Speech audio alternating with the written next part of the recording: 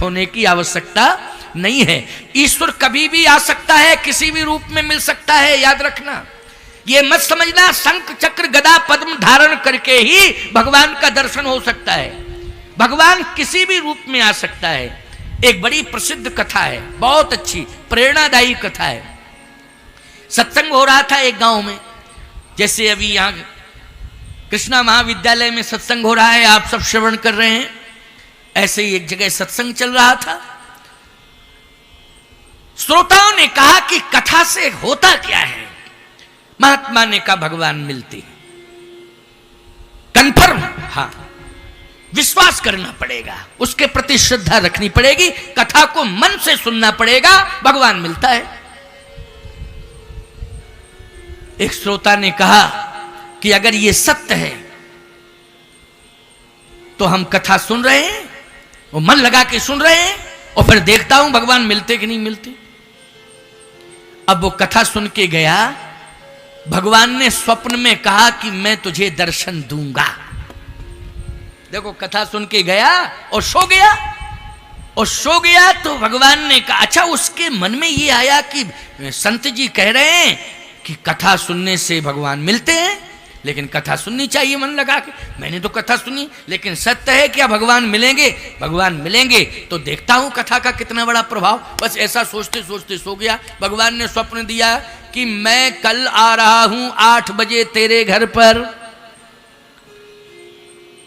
जैसे स्वप्न में उसने ये सुना तो जागा और सुबह स्नान करके पत्नी से बोला, सुन सुन, जल्दी तू भी स्नान कर और घर को बढ़िया सुंदर गाय के गोबर से सुंदर लीप पोत के तैयार कर।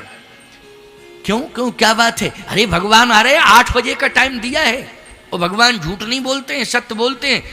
कहे भगवान ने कहा था, कहे हाँ स्वप्न में कहा। अरे बोले स्वप्न की बातें सत्य नहीं, नहीं, ब्रह्म मुहूर्त में स्वप्न हुआ है, ब्रह्म मुहूर्त का स्वप्न सत्य होता है। ब्रह्म मुहूर्त में ही स्वप्न मिला, मैं मुझे सुनने को मिला, भगवान आ रहे हैं, और इसलिए मैं सत्य मान रहा हूं कि मैं कथा सुन रहा था तो व्यास जी ने कहा था, एक संत की वाणी से मैंने सुना है कथा में कि जो मन लगा के कथा सुनता है, एक न एक दिन भगवान उसे अवश्य मिलते हैं।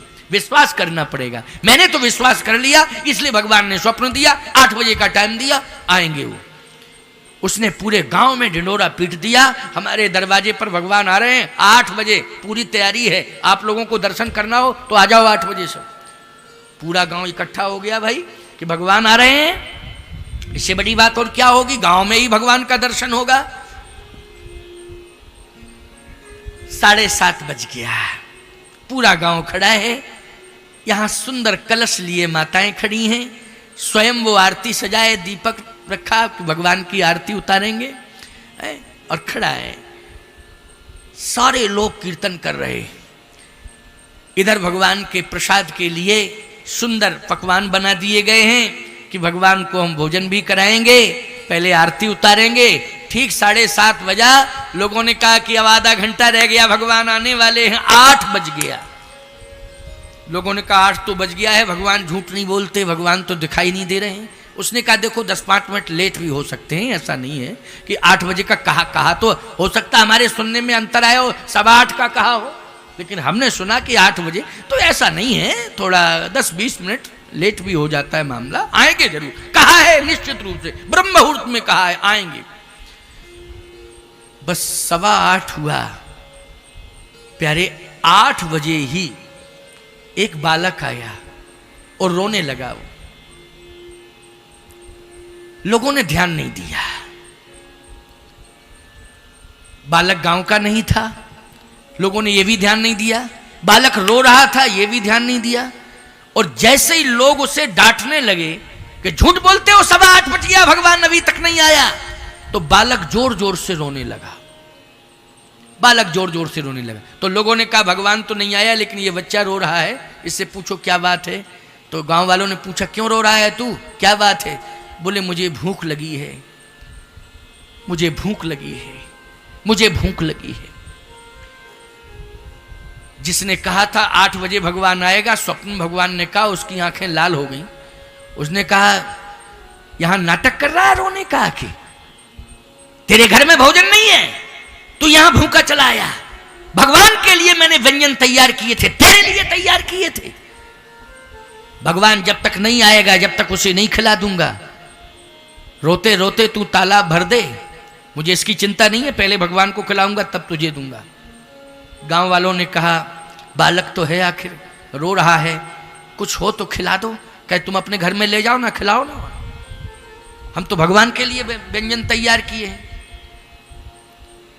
बस रोते रोते वो बालक चला गया। गांव वाले भी चले गए और कहा तू झूठा है, झूठा प्रचार करता है, बड़ा भक्त बनता फिरता है, बहुत डिंडोरा पीटता है। अब आए बाएं साएं बकने लगा वो साहब अंदर जाके। क्या बतावें, कथा में कहा था संत जी ने भगवान मिलते हैं, कथा से मिलते हैं, स्वप्न भी आया, इसलिए मैंने विश्वास कर दिया, मेरी तो इज्जत चली गई पूरे गांव। इतने में 12 बजे एक बूढ़ा आ गया और रोते हुए कहता है मैं भूखा हूं, मुझे भोजन दे दो। दौड़ा, ललकारा उसने, निकल जाओ यहां से, मेरा ही दरवाजा मिला तुम्हें भोजन के लिए, गांव में और कोई दरवाजा नहीं है, कहीं भी मांग करके खा लो। वो बूढ़ा रोता रोता चला गया। पत्नी से विवाद शुरू हो गया साहब। न जाने पत्नी क्या क्या कहने लगी, तुम्हारी बुद्धि खराब हो गई, पता नहीं तुमको क्या हो गया। सावधान। शाम को एक वृद्ध महिला आई, उसने भी रोके कहा दिन भर हो गया मुझे भोजन मांगते मांगते, अगर भोजन नहीं करा सकते हो तो एक गिलास पानी पिला दो। पानी तो पिला ही सकते हो, मैं प्यासी भी हूं, भूखी भी हूं, लेकिन भोजन नहीं दे सकते हो, एक गिलास पानी पिला दो। उसने दुत्कार दिया कि गांव में किसी का घर नहीं है पानी के लिए, मेरा ही घर है पानी के लिए, किसी के घर में पानी पी ले, जा यहां से। उस वृद्धा को भी भगा दिया, वृद्ध को भी दुत्कार दिया, बालक को भी दुत्कार दिया। रात में सो गया। भगवान ने फिर स्वप्न दिया, मूर्ख,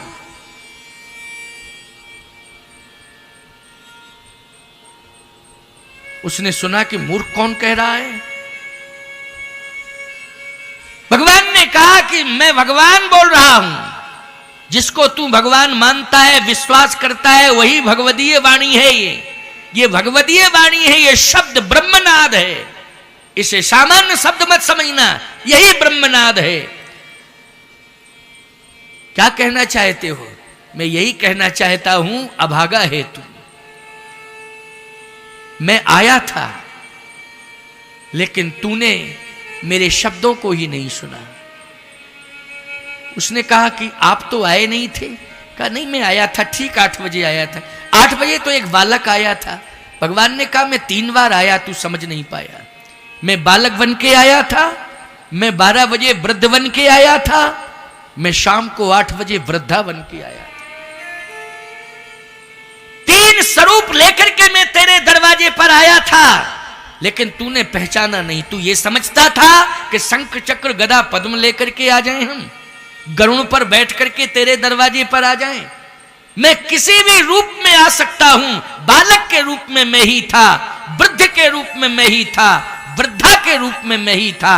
जो बालक और वृद्धों में भगवान का दर्शन नहीं करते हैं, उन्हें मैं कभी दर्शन नहीं देता हूं। इसलिए बूढ़ों में, बच्चों में भगवान का दर्शन करना चाहिए। इनको भूखे प्यासे नहीं रखना चाहिए। बालक रो रहा हो, उसकी सुनो, समझो क्या परिस्थिति है। कोई बूढ़ा रो रहा हो, उसकी सुनो, समझो क्या परिस्थिति है, समाधान करो। यदि बालक और बूढ़ों को 2 को संतुष्ट कर दिया आपने, तो भगवान अपने आप संतुष्ट हो जाएगा। अर्थ समझ में आ गया कि नहीं आ गया? भगवान अपने आप संतुष्ट हो जाएगा। फिर अलग से भगवान को प्रसन्न, भगवान किसी पदार्थ का भूखा नहीं है, भगवान सम्मान का भूखा नहीं है। भगवान तो केवल यह देखना चाहता है कि आपका भाव क्या है, आपका भाव क्या है। तो भाव आपका कैसे बनेगा? वृद्धों के सम्मान के प्रति, बच्चों को स्नेह देने के प्रति भाव कैसे बनेगा? बच्चों को प्यार देना चाहिए, वृद्धों का सम्मान करना चाहिए। बोलो, ये राम कथा का मंच ही आपको आदेशित कर रहा है कि नहीं कर रहा है? ये कथा से मंच जोड़ रहा है, आपको संस्कार दे रहा है, शिक्षा दे रहा है। इसलिए वृद्धों का सम्मान होना चाहिए।